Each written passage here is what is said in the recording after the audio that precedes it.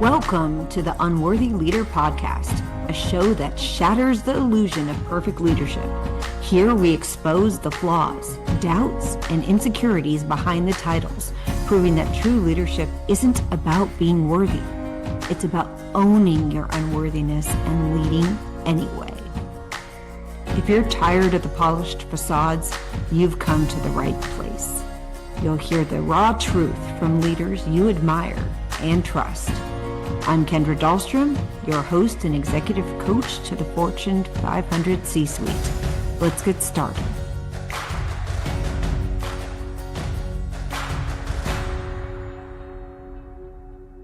I'd like to welcome Becca Chambers to the Unworthy Leader Podcast today. Becca is a former Chief Communications Officer and now has moved into a Chief Marketing Officer role, as well as holding the title of the #1 female marketing and sales voice on LinkedIn, as well as several other boards in which she participates. It's a pleasure to have you here today, Becca, and to join us on discussing this topic around self-doubt and imposter syndrome and how it shows up as a leader. So thank you for being here. Thank you. I am happy to be here.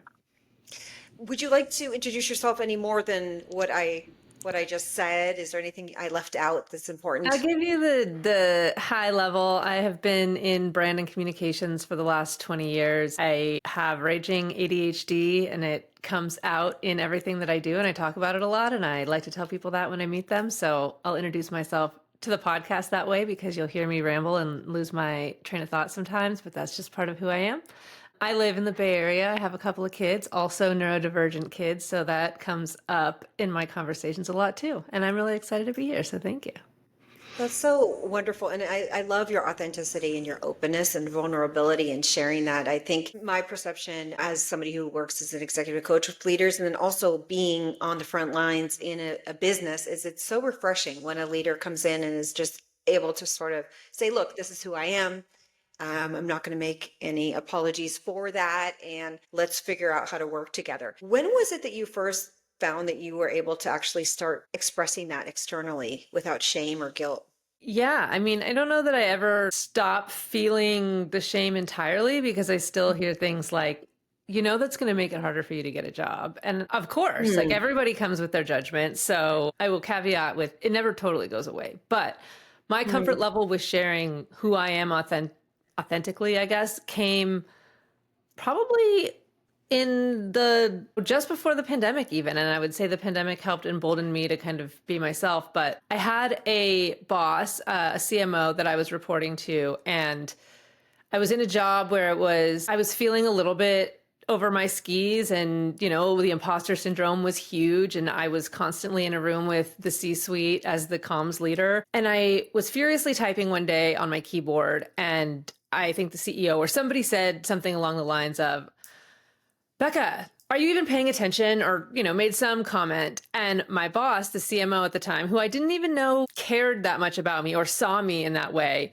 clapped back at him and said something to the effect of, let Becca do her thing. I promise you, she might not look like she's paying attention like the rest of us, but she is 10 steps ahead of us. She's running circles around us right now. And whatever she comes up with is going to be better than we could have anticipated. And it was this like jaw-dropping moment for me because somebody had just advocated for me in a way that I didn't even know I needed to advocate for myself. Like I didn't recognize that in myself. Like I knew that I was a little bit quirky and unbuttoned compared to the other executives in the room, but I didn't realize that anybody actually saw the fact that what I was doing was just the way that I needed to work to do my best job. And they were defending me for that. And after that, I was like, why am I ashamed of the way that I do my work when the outcomes that I'm driving are better than everybody else? I don't understand why somebody who is doing better work would feel bad about the way they do it. And I was just stuck in this kind of cycle in my brain of how do I just do it the way that I want to do it? And so I did. And I started, my teams got larger and I started leading in the way that I wanted to be led, which was, hey guys, here are the outcomes we're trying to drive. I don't care how you do them. Go and do them your best. Like figure out novel ways of doing it. I don't care, but let's get kick-ass results. And after that, the team the teams I was building were so much more productive, and not even just productive. We were really tight, right? We were close. We had a lot of psychological safety. Plenty of people have followed me to like 2, 3 companies, more even, because we just have this openness. And I think the feedback from other people helped embolden me to feel more safe and secure in showing who I am. And the haters are going to hate, but I'm still doing really good work, and I'm building really good teams, and I'm driving really good outcomes for the companies that I work at. And who cares if that looks a little bit different, or if I'm bouncing around in a meeting, or if I'm clacking on my keyboard, right? Or even scribbling. Right. Like I had a couple of jobs ago, I reported to the CEO, and, at all of the leadership offsites, I would be frantically scribbling, and everybody there was totally cool with it. And it was because I had just told them beforehand, guys, if I'm scribbling, it allows me to like focus my brain on you while my hand is doing something. And then I don't have to daydream or whatever. And everyone was cool with that. And if I hadn't said it, if I hadn't said, this is why I'm doing that, people would have looked at me like, why is this woman just drawing the whole time? Is she even present? And so that, all of these things just helped make me feel more comfortable. And then of course, other people telling me like, thank you for being a voice in this and normalizing neurodiversity. Wow, that's such a powerful story. I had chills while you were saying it. And so I really heard two things. One is that leader that stood up for you and advocated for you really saw something in yourself that it sounds like you hadn't even seen yet. Like you hadn't even had the moment or time to step back and look and see that for yourself. So he really helped you see that in yourself, which is so empowering and such a wonderful thing. And the other thing I heard was that your vulnerability not only has created great trust in these relationships that you have, and so people have followed you, but you've also just been able to be a better leader because you were vulnerable and said, hey, I'm going to scribble. Don't take it personally, but this is how I'm going to be processing the information in which you share and give me. It actually means I'm engaged versus what you may assume, right? That I'm not engaged. And so that vulnerability really was a strength. And it gives other people power to do the same, right? So one thing I do is my team will email me or they'll Slack me, and I will see it and I'll forget to respond because I have ADHD, and that happens. And they know that. So they know that pinging me again or emailing me again isn't annoying. They know that that's actually helpful. And if they didn't know I had ADHD, they wouldn't do that. They would be like, well, I don't want to bug the boss. She's not responding to my emails for a reason, right? No, I'm not responding to your emails because my brain forgot that they existed. And you reminding me is good. And us having that open communication allows us to do our jobs better, to be a more productive team. And I have a really hard time when I talk to people who are, most people who don't tell their teams or their bosses that they're neurodivergent or any health issue or any difference that they have. And they're spending so much effort trying to hide that effort is not going into their work or into whatever else they're doing. And it's wasted. It's wasted effort I don't know. And I think you were right when you say this boss saw something in me. She also was the first person who didn't just say, Becca has so much potential if she would just, right? And there was that in my life. She was just like, Becca's awesome how she is. Let's just let her do it the way she needs to do it. And that was just this aha moment. Totally. So empowering. And thank you for reviewing how it felt for you, because I think it's so important for listeners to understand, the topic of this podcast is unworthiness and the different manifestations it can take in our lives. Sometimes we experience it as self-doubt. Sometimes it's full-blown imposter syndrome. I personally believe it's contextual, and we vacillate depending on the circumstances in our life and what we're going through and who we're with and all those things. And I can only imagine in those moments up until, that your manager made that comment, you felt like you had to hide it, it sounds like. And so can you want to explain sort of how that manifested for you, or any sort of self-doubt you had in your own capability? Yeah. My entire academic career, I have 2 master's degrees, by the way, I thought I was stupid. Like I thought I was dumb until I was in my 30s. Like, what is that? I was getting straight A's, distinction at the London School of Economics, which is like a prestigious university.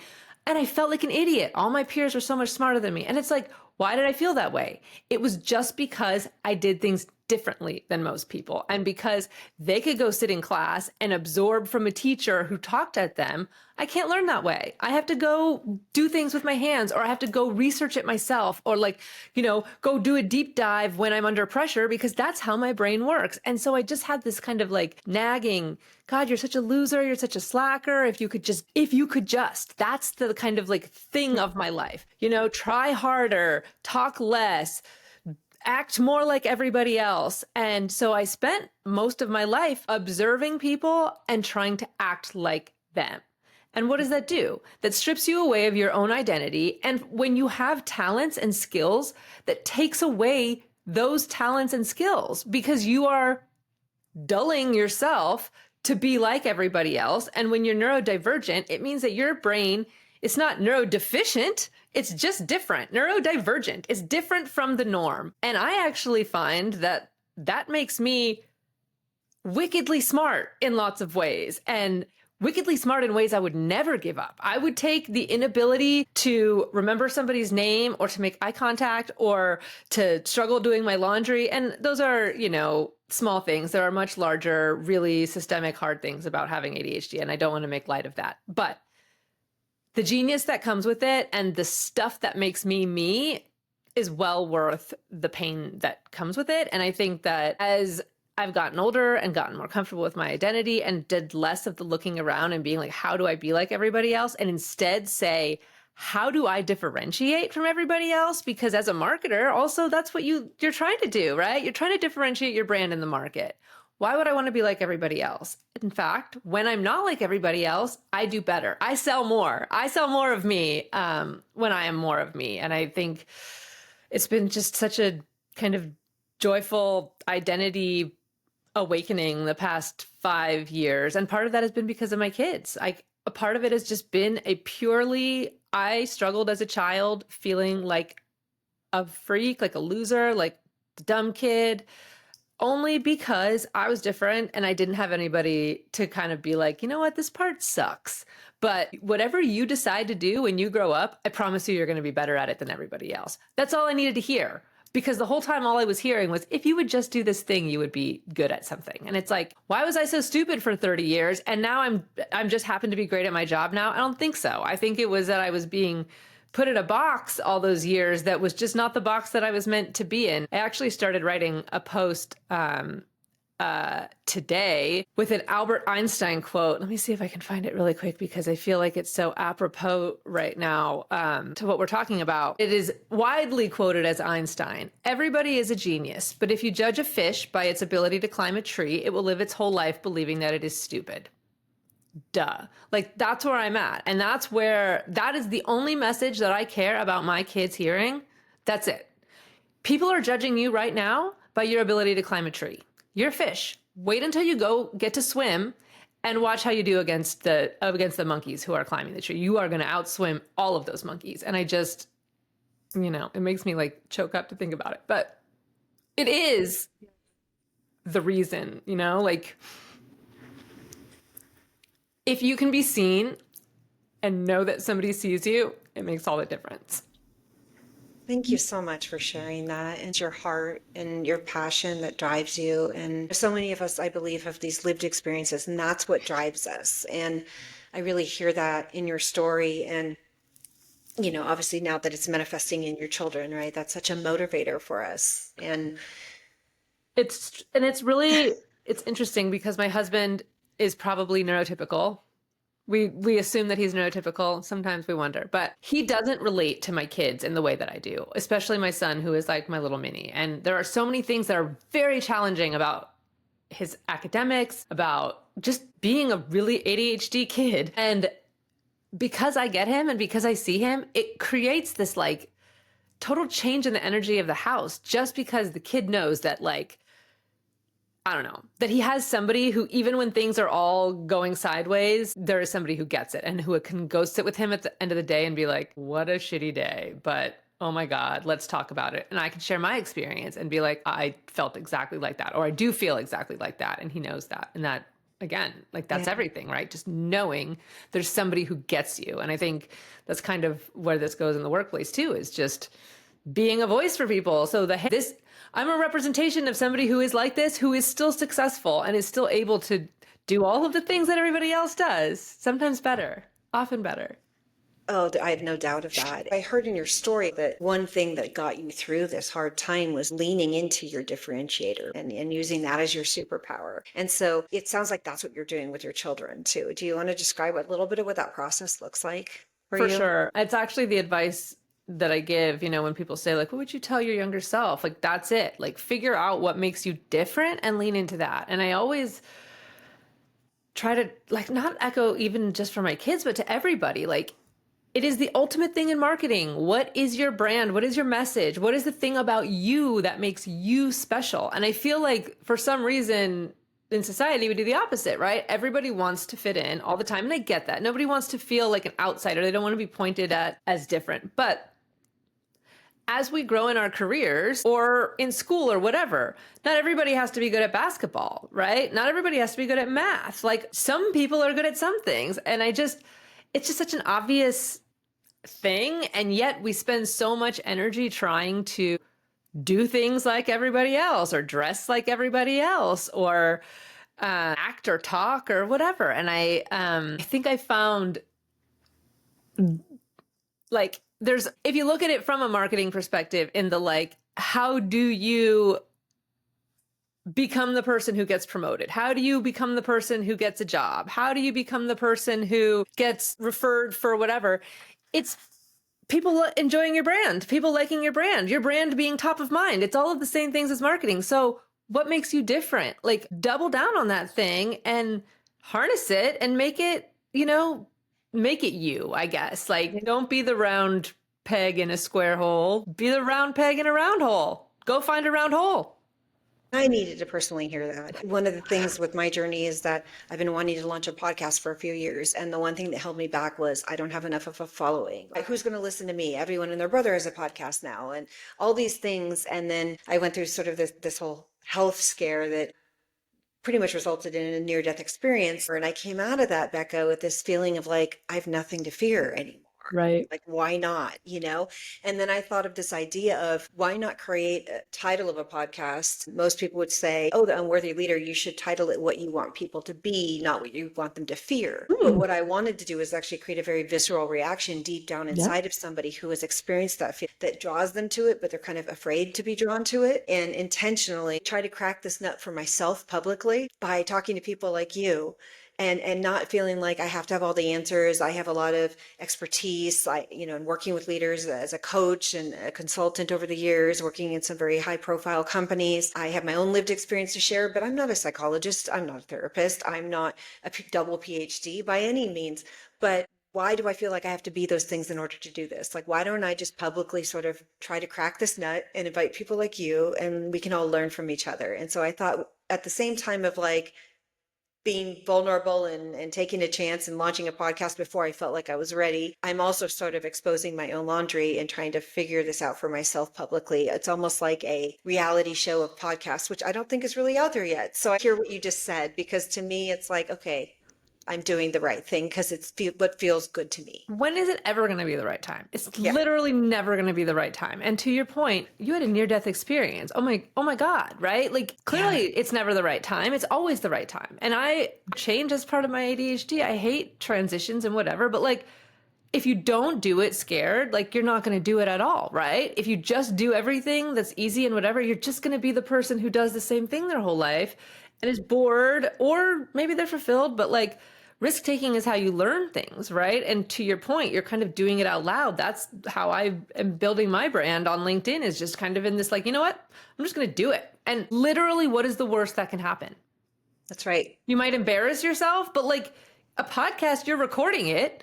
You can edit it, like there is no worth that nobody will watch. I have to remind myself of that frequently. It's actually one of the biggest like exercises I do with my team all the time, because the fear is what stops people from taking chances, the fear of failure. And I hate failure. I don't think you'll meet somebody who hates failure more than I do. But I also recognize that if you can't try things, you're never going to innovate. Nothing's going to get better. Nothing's going to be different. And you're never going to be different. Like, you're never going to differentiate. And it goes back to what you said, like, when is the time going to be right? Like, it's not. So just do it. And, make a name for the podcast. That's step one. It's like, just do one thing.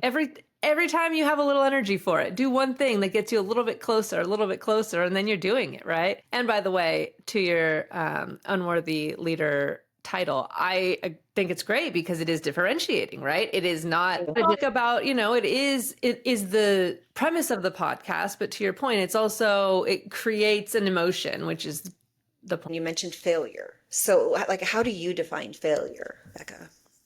Well, how I would define it I would never write this down and advise this as like a leadership principle, but how it actually manifests in my own mind is if it doesn't go the way I expected it to go, it's a failure. And that's ridiculous because half the time when something doesn't go the way you expect it to go, it ends up better than you expected it to go. So Right. We shouldn't frame that as a failure.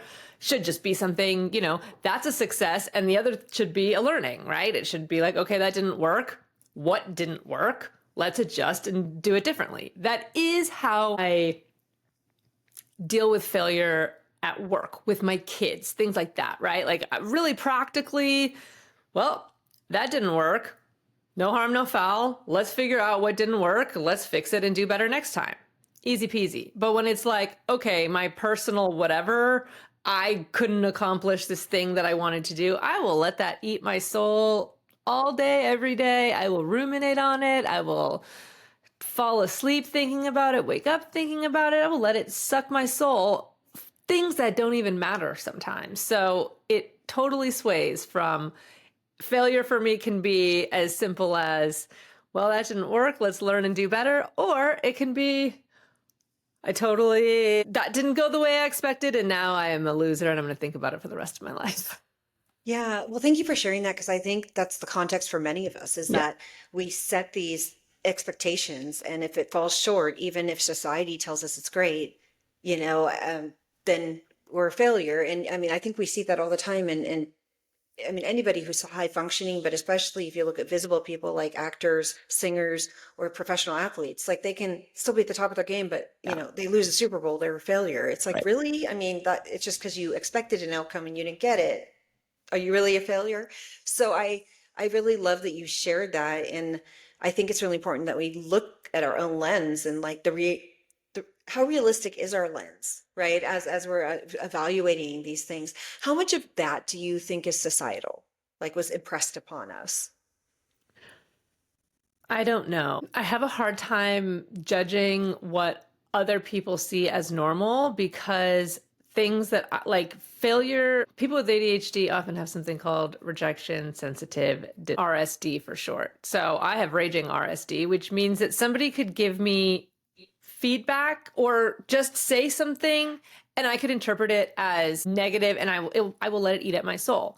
The same thing is true for failure. I'm a perfectionist. And so not accomplishing things triggers my RSD in like a very not healthy way. And I am aware of it, right? I'm talking about it. Then that's what matters. I can kind of keep it in check, but it does skew my view because I don't know how normal people, neurotypical people kind of judge their own failure. And if that comes from an intrinsic thing or if it comes from societal pressure. They do, I think, people theorize that RSD develops in people with ADHD because they are corrected for so much during their childhood that they develop this everything anyone says to them feels like a correction or an insult or you need to do this. If you could just...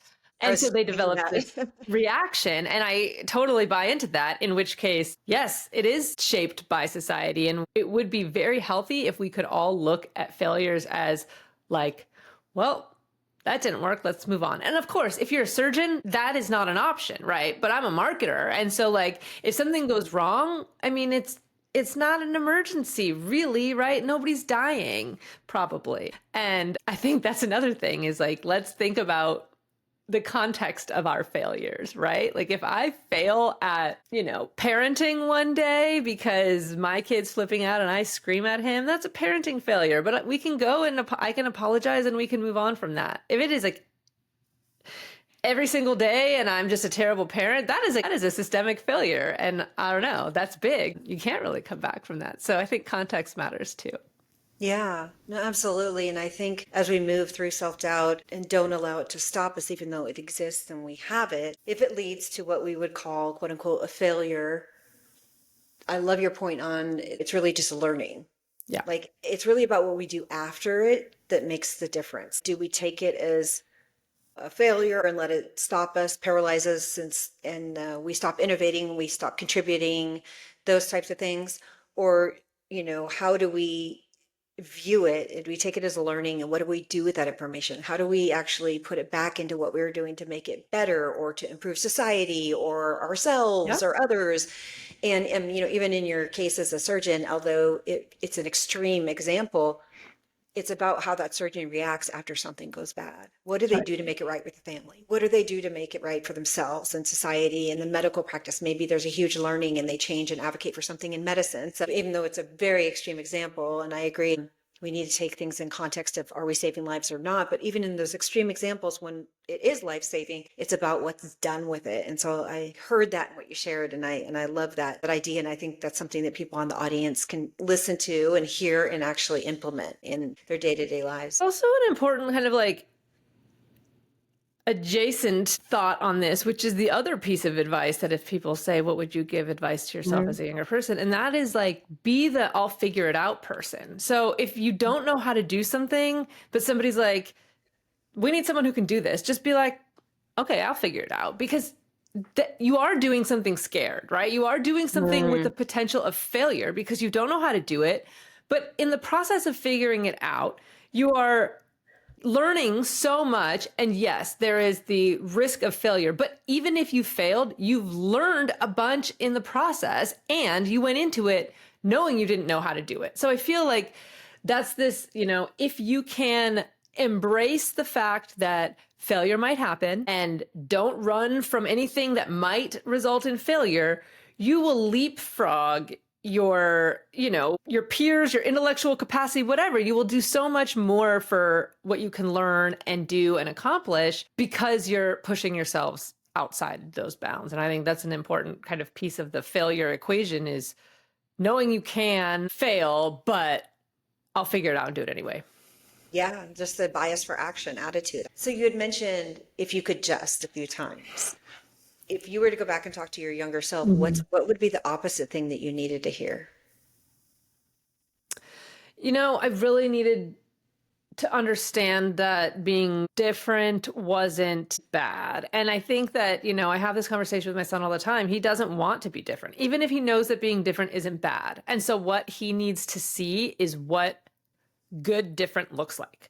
And so what I needed to see was I needed examples. And I think the way that I paint this picture for people when I talk about it, if I go talk about neurodiversity at a company or something, is everybody close your eyes and think about the top 3 of all time most famous innovators, scientists, entrepreneurs, mathematicians, artists, architects, whatever.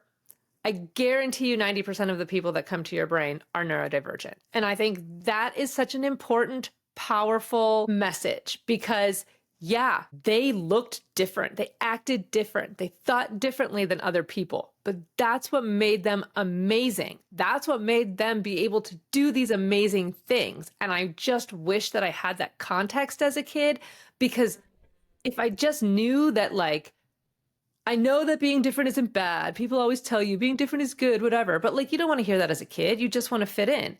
If I could see that as oh, hey, being different is friggin' awesome. Look at all the people who are like me. Look what they've done. Amazing. And I think that's, for my son, that's the way that I paint the picture to him. As I say to him, man, if I didn't have ADHD, I couldn't do all these things. And I'll give him examples. And I wish that I had that. I wish that I had more than just someone, well, I didn't know I had ADHD as a kid, so I just felt different and weird.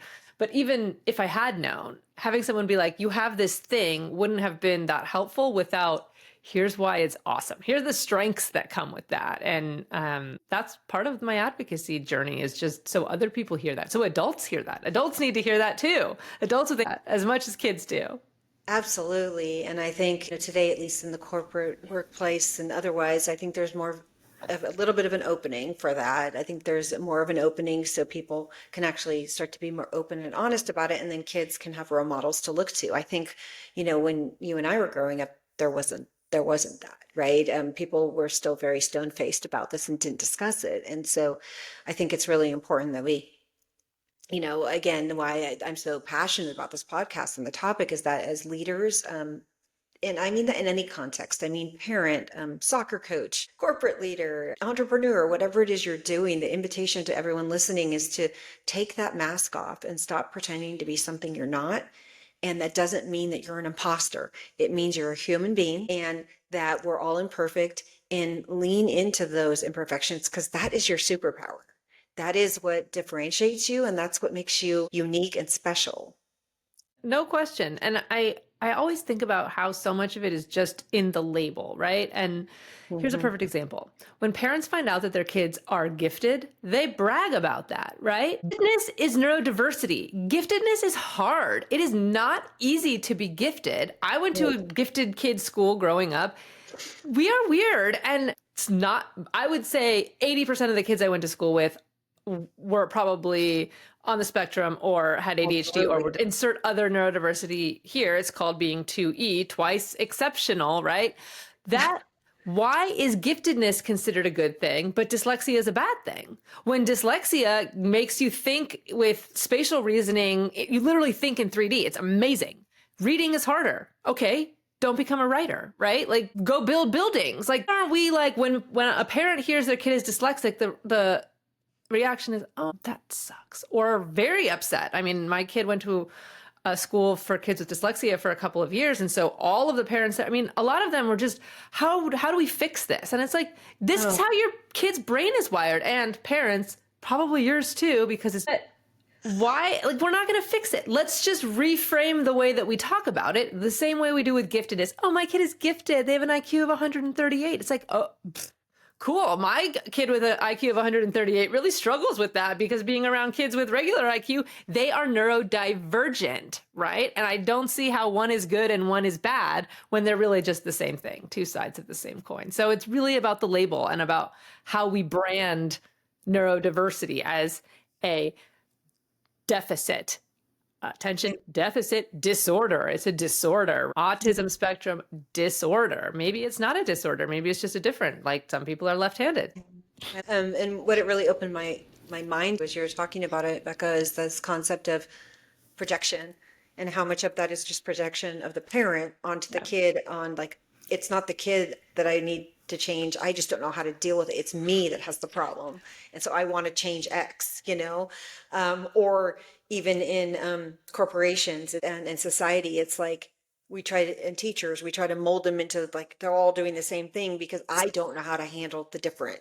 And the system, like, and it sounds so strange or whatever when you need to change a system, but it is just, it's about the approach, right? Just like if I went to another country, I would need to look around and adapt to the culture and the customs and the whatever. I don't just go in and be a like American and do everything that like, it's the same in every situation. And it shouldn't be that just because the way you do something as a team leader, I shouldn't get to say, this is the way that I do it, so you're all going to do it this way. And guess what? If my ADHD ass was telling people to do it my way, they would never be able to follow it because my way is very my way. So I feel like, why can't we approach the world that way, where we're all just kind of meeting each other in the middle? And all of the research, by the way, is showing that the way that neurodivergent kids are taught, the way that dyslexic kids are taught to read, the way that ADHD kids are accommodated in classrooms, that's better for all kids. Neurodivergent and neurotypical. All of them are more successful with those strategies. So maybe we could like take a hint and not call it an accommodation and just call it a standard, since we see that it's working for everybody. That's fascinating. I didn't know that. That's really interesting. To shift gears a little bit, I know you also do a lot of work with AI, and I'm curious about your thoughts on this topic of imposter syndrome, self-doubt, or even as it relates to your journey with ADHD, and how does it relate to AI for you? Like, what's your interpretation of that? Oh, I am really looking at AI from it's a tool to help me like any other technology is. And I think there is a lot to unpack in AI that is way above my pay grade and that I am legitimately concerned about, but like, I don't feel like I have any kind of agency to do anything about that. So in the meantime, I use these tools that are at my disposal to make my life easier. And I think that's like the best way to put it is like, just like when we all got laptops and we all got cell phones and the internet, like all of those things were a change in our workflow. And I look at AI like that. And I basically now, anytime I have to do something, I think to myself, like, is there an AI tool that can help me with this? Whether it's like, we're going to summarize something, or I'm fresh out of ideas. Are we going to ideate something? Or can you edit this? Or just proofread. Hey, I've already proofed this. Can you make sure there's no errant periods somewhere? Like it could be something small. It could be something bigger, right? Like I was trying to figure out, I wanted to train a GPT and I needed to scrape all of my LinkedIn content. So I figured out how to do that with AI. And so that's on the kind of like work, whatever, how do I do more work better, faster? That's the way I look at it. It's not about replacing my ideas. In fact, I am very almost like rigid about not letting AI replace my ideas, but That's good. it makes me so much smarter in other ways. Like I can become a lawyer if I need to, or, you know, I need to action with a lawyer, but I don't want to pay somebody $1,000 an hour. I literally can go have a conversation with AI and probably get what I need out of that. Or, you know, health stuff, or I have questions about something beyond research, right? Like I want to do research, but then I also want to have an output from that that doesn't necessarily need to be show ready. Like there's just so many things in my life that AI has helped me do faster, do better. And I only see that as, it's a little bit scary. I mean, it is a little bit scary to think about how much it will be able to do, but I think we all need to like figure out, how do you not lose your identity in the AI revolution? And then people are like, well, people are getting dumber because they're using AI for things. And I actually feel the opposite. I feel like I'm getting way smarter because, like I said, I'm having conversations with lawyers if I need to, or having conversation. I just signed a contract for a new job, right? My sister's a lawyer. She was busy. She didn't have time to review my contract. So I had Claude review it. We chatted back and forth, made some recommendations. It helped me negotiate my salary and everything. And then went back and talked to my sister, and she was like, frankly, it gave you better advice than I would have.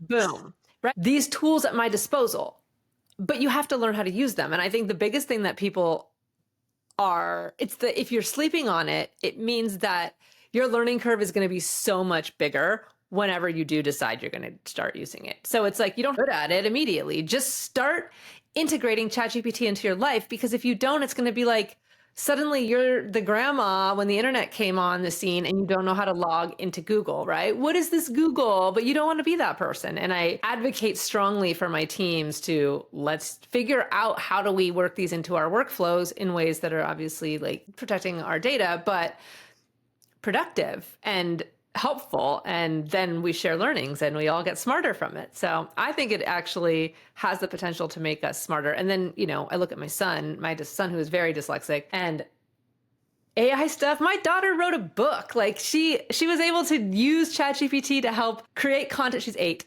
Create content for a book that then she got graphics and built this whole thing. And now she's like a physical hard copy for a book. And I feel like there's just all of these like use cases for how AI is going to make us smarter. So that's really empowering. And I love that perspective, because I personally have used it for research on like selling land and, you know, what's the going rate in this county? Yeah. And is this too much to ask? Or like go read all of Reddit and tell you trends, right? Which is like, that's like asking thousands of people their opinion on something. When yes, you could ask your realtor and you would get her view on this based on her purview, but like go get crowdsource things now. And it's, it's amazing.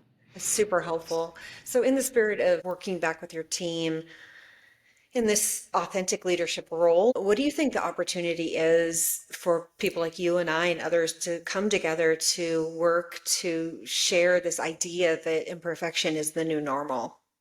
I mean, if I could say one thing that I think will be the most important thing in this next AI revolution, it is authenticity. Like hard stop, that's it. And authenticity means vulnerability.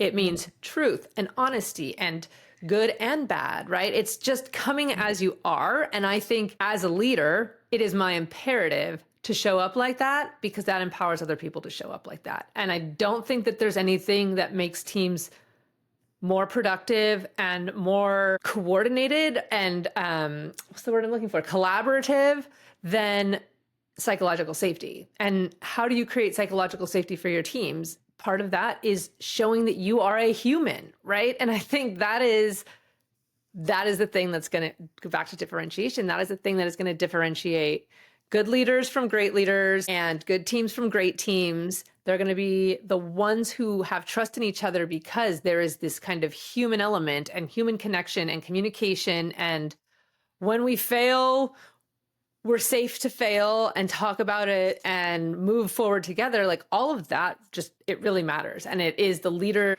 who has to set that example and who has to say, this is how we're going to operate, because if they're not doing it, it's never going to happen. It comes from the top. As much as I would love to have a grassroots bottom-up authenticity movement, people don't feel safe to share their real selves unless the boss is doing it. So as much as I can control in my personal life with my kids and my teams and my world, like I show up as I am so that I can empower the other people around me to show up as they are.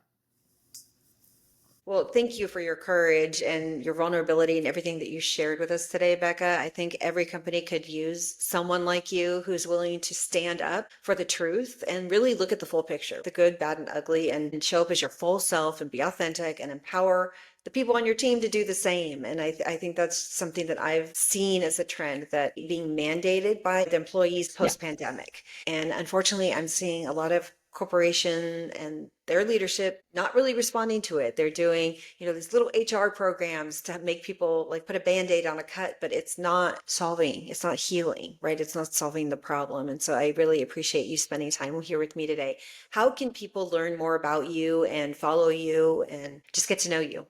Yeah, well, thank you so much for having me. This is one of my favorite things to talk about. You can find more about me at BeccaChambers.com or BeccaHasADHD.com if that's easier to remember. And I'm on LinkedIn. I'm Becca from LinkedIn and I love to connect with people. So find me on LinkedIn. I'm posting multiple times a day, all of my authentic, unfiltered content and thoughts. So yeah, thank you for having me. Definitely. And I look forward to having you back as well. I'd be happy to. A sincere thank you for tuning into the Unworthy Leader podcast, where we embrace imperfection as the leadership strength. I hope today's conversation challenged and inspired you to lead authentically.